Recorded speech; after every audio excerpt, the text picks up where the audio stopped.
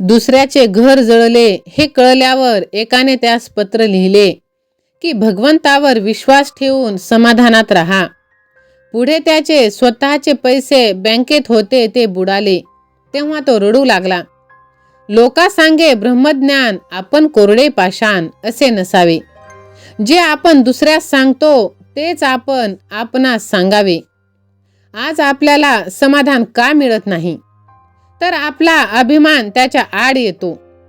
कर्म करीत असताना आणि केल्यावर त्याबद्दल अभिमान झाला नाही तर आपल्याला भगवंताचे प्रेम लागून समाधानाची प्राप्ती होईल यात शंका नाही. दिगंबरा दिगंबरा श्रीपाद वल्लभ दिगंबरा.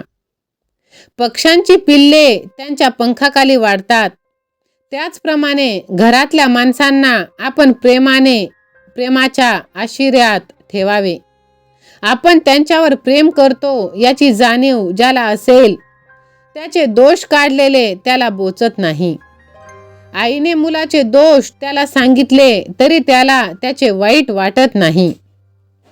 म्हणूनच आपला सर्व काही वेळ आहे तो आपल्या कुटुंबासोबत घालवा. आपण रोज उठल्यावर भगवंताचे स्मरण करण्याचा नियम ठेवावा. स्नान वगैरे गोष्टी झाल्या तर कराव्याच, पण त्याच्या वाचून अडून बसू नये. भगवंतांचे स्मरण हे मुख्य आहे. अखंड नामस्मरण ठेवायला सोवळ्या ओवळ्याचे बंधन नाही. अखंड स्मरणच सोवळे आहे. श्री स्वामी समर्थ. जय जय स्वामी समर्थ.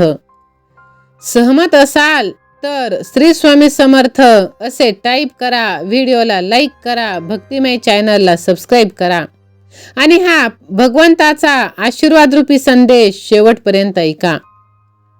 पहाटे उठावे आणि भगवंताची मूर्ती डोळ्यासमोर आणून प्रार्थना करावी.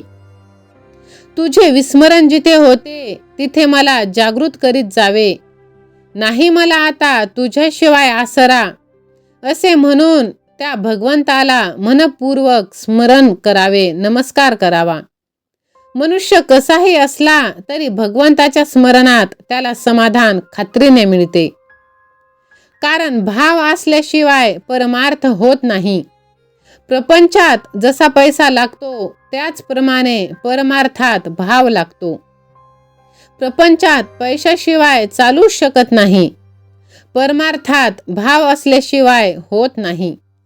जसा तुमचा भाव असेल त्याप्रमाणे तुम्हाला देवाची प्राप्ती होईल.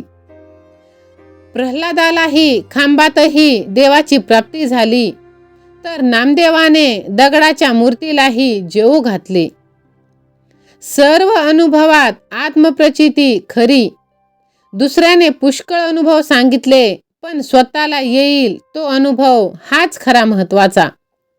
आत्मप्रचितीने जागरूकता होईल, भाव वाढेल, समाधानाला जोर येईल आणि भगवत प्राप्तीची लगेच आपल्याला आस निर्माण होईल. भगवत प्राप्ती सुद्धा होईल.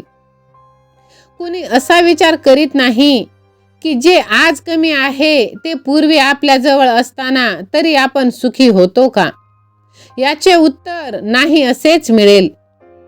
ताजी जिलेबी कल्पनेने खाण्यापेक्षा शिळ्या जिलेबीचा तुकडा प्रत्यक्ष खाण्यामध्ये जास्त समाधान आहे. बुद्धीचा आनंद हा उपाधीचा आणि कल्पनेचा आनंद आहे. भगवंताचा आनंद हा उपाधिरहित आहे. फक्त भगवंताच्या निष्ठेमध्ये समाधान आहे. काळजी नाही झाली की अखंड समाधान, शांती आणि आनंद मिळतो. दिगंबरा दिगंबरा श्रीपाद वल्लभ दिगंबरा. सहमत असाल तर हा संदेश आपल्या प्रियजनांना शेअर करा आणि हा संदेश तुम्ही शेवटपर्यंत नक्की ऐका. आज आयुष्यात प्रत्येक मनुष्य हा दुःखी आहे, चिंतित आहे, असमाधानी आहे. मला सुख हवे हा प्रत्येक जीवनाचा मुख्य हेतू. मोक्ष म्हणजे निरतिशय सुखाचा अनुभव. माझे समाधान माझ्याजवळ असताना दुसरीकडे ते मिळाले आहे असे आपल्याला वाटते आणि इथेच आपण चुकतो. एक भगवंतच मनापासून हवा असे वाटले म्हणजे तो प्राप्त होतो. काळजी करणे म्हणजे भगवंतावर भरवसा नसणे. हवे व नको याचा आग्रह नसावा, यातच वासनेचे मरण आहे. आंधळ्याने पाणी भरावे तसे नाम घ्यावे. भांडे भरले किती आणि रिकामे किती हे त्याला समजत नाही. तो भरतच राहतो. तसे नाम सतत घेत राहावे, तरच ते देहाच्या कणाकणात आणि माणसाच्या अंतरंगात मुरते. पुढे देहाचे आणि मनाचे कणन कण आपोआप नामजप करत असते. होय, ज्या विषयात पारंगत व्हायचे तीच पुस्तके वाचणे जरुरी असते. आपले उलट गणित विषय घेतो आणि वाचतो कादंबरी, मग गणितात पास कसे होणार? परमार्थ हेच जर ध्येय असेल तर संतांच्या ग्रंथाचाच अभ्यास करावा, त्यांचे श्रवण मनन चिंतन करावे. आपल्याला सुचणार नाहीत इतक्या शंका समर्थांनी घेऊन त्यांची उत्तरे दासबोधात दिली आहे. संतांच्या ग्रंथाचा खरा अर्थ कृतीनेच मिळतो. म्हणूनच तुम्ही श्री स्वामी समर्थ महाराजांचे स्वामी चरित्र सारामृत वाचन करा. नक्कीच तुम्हाला प्रचिती येईल. तुम्हाला स्वतःला कळत नाही इतके तुमच्या मनात काय चालू आहे ते भगवंताला कळते. नामस्मरण करताना तुम्ही भगवंताला पाहत नसाल, पण ते तुम्हाला पाहत आहे, कारण ते तुमच्या हृदयातच आहेत. तुम्ही नाम घेता म्हणून तर ते तुमच्या मागे पुढे असतात. जेव्हा जेव्हा आपल्याला दुसऱ्याचे दोष दिसतात तेव्हा आपलेच चित्त अशुद्ध होत असते. असे समजून आपण परमात्म्याची करुणा भाकून त्याला शरण जावे आणि माझे चित्त शुद्ध कर असे त्याला विनंती करावी. असे केले म्हणजे आपले चित्त शुद्ध होत जाते आणि मग भगवंताची प्राप्ती व्हायला वेळ लागत नाही. सर्व चराचरात भगवत रूप जो पाहतो तोच खरा भक्त. दिगंबरा दिगंबरा श्रीपाद वल्लभ दिगंबरा. माणसाने उगीच काळजी करू नये. मी त्याची हमी घेतो, त्याने माझ्यावर श्रद्धा ठेवावी, माझे नाम घ्यावे असेच भगवंत म्हणत आहे. नामविन राम जैसे पाकळ्याविन फुल जाण. राम ठेविल जी स्थिती त्यात समाधान रखे ज्याची वृत्ती. त्या नाव खरी विरक्ती राम आड जे जे काही तेथून दूर ठेवी वृत्ती. या नाव विवेकाची प्राप्ती सतत करावे नामस्मरण. सर्व इच्छा राम करील पूर्ण. श्री स्वामी समर्थ. जे जे स्वामी समर्थ. स्वामी भक्तांनो, भगवंताचे नामस्मरण करणे, भगवंताची उपासना करणे म्हणजे हे भाग्यच लागते. द्रौपदीला आता आपला कोणी त्राता नाही असे वाटून जेव्हा तिने भगवान श्रीकृष्णांचा धावा केला तेव्हा भगवान लगेच तिथे धावून आले. असे खऱ्या कळकळीचे स्मरण आपले असायला पाहिजे.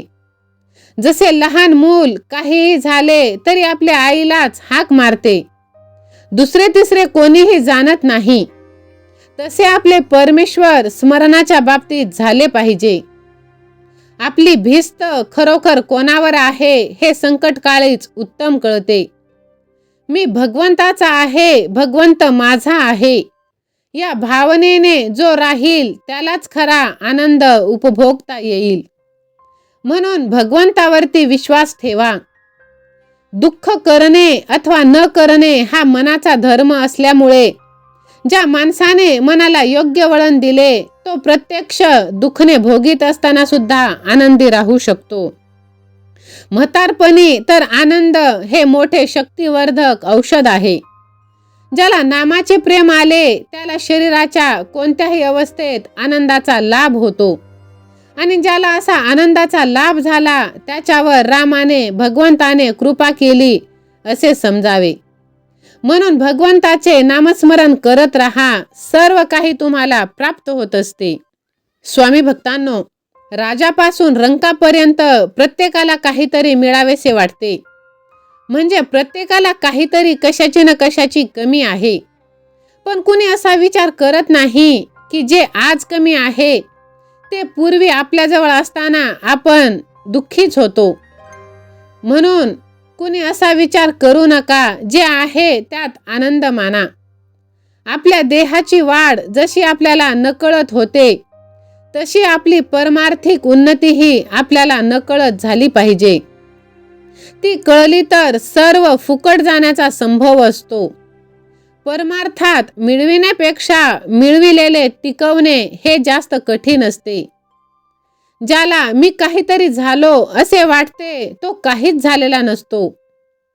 संन्यास आणि त्याग दोन्ही आपल्या जवळ असून सुद्धा भगवंताच्या बाबतीत आपण संन्यासी वृत्ती धारण करतो आणि आपण आपल्या आईवडिलाला सोडतो असा त्याग करतो. हे काय कामाचे? त्याग हे यज्ञाचे खरे मर्म आहे. भगवंताच्या प्राप्तीच्या आड जे जे येते ते टाकणे म्हणजे यज्ञ करणे. या यज्ञामध्ये वासनाची आहुती द्यावी. कोणत्याच गोष्टीबद्दल हवे अगर नको असे न वाटणे हेच वासनांची आहुती दिल्याचे लक्षण आहे. फक्त तुम्ही एक तत्व नाम ठेवा. नामाचे महत्व कळो न कळो नाम घेत राहावे. ध्रुवाने काय केले? नारद वचनावर विश्वास ठेवून नामस्मरण प्रेमाने करू लागला. तो इतर विचारांच्या शंकाकुशंकांच्या नादी लागला नाही. एक तत्व नाम हेच त्याने धरले, म्हणून त्याला नारायण प्रसन्न झाले. दिगंबरा दिगंबरा श्रीपाद वल्लभ दिगंबरा. 2 लहान मुली भातुकली खेळल्या. जी मुलगी गरीब होती तिने पोळ्या आणि गुळांबा केला, पण जी श्रीमंत होती तिने मात्र श्रीखंड आणि बासुंदी केली. पहिलीचा गुळंबा जितका पोट भरण्यात उपयोगी नाही, तितकेच दुसरीचे श्रीखंडही उपयोगी नाही. तसे प्रपंचाचे खरेपण आहे. सुख समाधान सत्यात असते, मिथ्यात नाही. जे दुःखमयच आहे त्यात सुख कुठून मिळणार? एखाद्या गोष्टीने आपले मन अस्वस्थ होते ते का? त्या गोष्टीला आपण सत्यत्व देतो म्हणून. हा सर्व खेळ आहे मिथ्याचा असे जाणून ज्याप्रमाणे नटनाटकातील आपली भूमिका अगदी खऱ्यासारखी करतो त्याप्रमाणे व्यवहार करावा. मनुष्य सुखाकरता धडपड करतो आणि अंती दुःखमय अशा विषयाची आशा करतो. सुख त्यागात आहे, भोगात नाही. म्हणून जे दुःख आहे त्याला सुद्धा तुम्ही आनंदाने उपभोगा. नक्कीच सुख तुमच्या पदरी पडणार आहे. सुखामागून दुःख आणि दुःखामागून सुख येणारच राहणार आणि त्यातूनच आपल्याला समाधान शोधायचं आहे. भगवंताचे नामस्मरण करत राहा. वैद्याकडे औषध आपण घेत असतो, पण ते उपयोगी नाही. आपल्या मनातूनच जर आपण चांगले विचार ठेवले तर नक्कीच आपलं अर्ध दुखणं निघून जाणार आहे. मामलेदाराला बरोबर असलेल्या शिपायाची भीती वाटत नाही. चोराला मात्र त्याच्याबरोबर असलेल्या शिपायाची भीती वाटते. त्याचप्रमाणे भगवंत आपल्या पाठीमागे आहे ही जाणीव ज्याला असते त्याला उपाधीची भीती वाटत नाही, कारण ती त्याच्याच इच्छेने आली आहे अशी त्याची खात्री आहे. आपण आपले मागले घडलेले सर्व भगवंताला अर्पण करावे आणि पुढची जबाबदारी भगवंतावरती सोडून द्यावी. भगवंताची कृपादृष्टी अशी आहे की त्याला आपले अंतःकरण स्पष्ट दिसते. ते जसे असेल त्याप्रमाणे भगवंत आपल्याला जवळ करतो. फक्त भगवंतावरती आपण विश्वास ठेवावा. हा विश्वास भगवंतावरती असेल तर लव यू गॉड असे टाईप करा आणि हा संदेश आपल्या प्रियजनांना शेअर करा. कारण एका सच्च्या स्वामी भक्ताचे हे कर्तव्य आहे स्वामी भक्ती जास्तीत जास्त लोकांपर्यंत पोहोचवणे. आणि मला खात्री आहे तुम्ही सच्चे स्वामी भक्त आहात आणि तुम्ही हा संदेश नक्कीच आपल्या प्रियजनांना शेअर करणार. स्वामी भक्त हो, कोणतेही अपयश हे अंतिम नाही. त्या फक्त यशाच्या प्रवासातील एक विरामचिन्ह आहे. अपयश आले म्हणून तुम्ही तिथेच फुल स्टॉप घेऊ नका. आपण आपल्या परसात एक झाड लावले आणि ते किती वाढले हे पाहण्यासाठी रोज त्याच्या मुळ्या उपटून आपण जर पाहू लागलो तर ते झाड वाढेल का? अगदी तसेच परमार्थाच्या प्रगतीचे आहे. मनुष्याला परमार्थ किती साधला हे त्याच्या बोलण्यावरून आणि दृष्टीवरून ओळखता येते. मन कोणत्या साधनांनी आम्हाला आवरता येईल? तर योग, याग इत्यादी साधने त्यासाठीच आहेत. पण ही साधने त्या काळी आम्हाला करता येण्यासारखी आहेत का? ह्या साधनांसाठी लागणारी काळाची अनुकूलता आपण राहतो. त्या परिस्थितीत आपल्या जवळ खास नाही.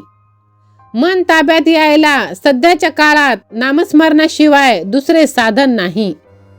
नाम सुरुंगाप्रमाणे आहे. म्हणून तुम्ही जिथे आहात तिथे नामस्मरण करत राहा. भगवंताची उपासना करणारे जे ऋषी असतात त्यांचे मन अशा एका अवस्थेमध्ये राहते की त्या ठिकाणी परमात्माच सर्व काही करतो ही भावना स्पष्टपणे प्रकट होते. भगवंताशी एकरूप होऊन जाण्याचीच ती अवस्था असते. ऋषींचा मीपणा नष्ट झालेला असल्याने मी करतो, मी बोलतो ही भावनाच त्यांच्यापासून नसते. परमात्मा करतो, परमात्मा बोलतो, परमात्मा मंत्र रचतो असा स्पष्ट आणि खरा अनुभव त्यांना येतो. या थोर अवस्थेमध्ये ऋषींच्या तोंडून वेदमंत्र बाहेर पडलेले असल्यामुळे ते मानवाची कृती नाहीच. वेद हे खरे अपौरुषेय आहे. वेदांताच्या गोष्टी किंवा ज्ञान हे पक्वान्नाच्या ज्ञानाप्रमाणे आहे. जो मनुष्य वेदांताचा नुसताच अभ्यास करतो त्याला त्यापासून फारसा फायदा होत नाही. वेदांत हा रोज आचरणात आणला पाहिजे, जसे की नामस्मरणाचे आहे. कितीही तुम्ही कर्म करा पण ते चांगले करा. पैसा कायमचा नाही. पैसा पैसा करून माणूस शेवटी नष्ट होतो. पण नामाच्या सहवासात राहिल्याने देहाचे प्रेम आपोआप नष्ट होते आणि मग देहाने मांडलेल्या प्रपंचावरचे प्रेमही कमी होईल. पुढे त्याला सर्वत्र परमेश्वरच दिसेल. तेव्हा आतापासूनच मी राहीन तर नामातच राहीन असा निश्चय करा आणि मला खात्री आहे भगवंत तुमच्यावर कृपा नक्कीच करेल. दिगंबरा दिगंबरा श्रीपाद वल्लभ दिगंबरा. भगवंताची कृपा तुमच्या आणि तुमच्या कुटुंबावर हो हीच भगवंत चरणी मनापासून प्रार्थना. स्वामी भक्त हो, जर तुम्ही सच्चे स्वामी भक्त असाल तर भगवंताचे नामस्मरण तुम्ही करत राहा. भगवंत तुम्हाला तुमच्या आयुष्यात एवढं देईल की तुम्हाला मागण्यासाठी काहीच उरणार नाही. श्री स्वामी समर्थ. धन्यवाद.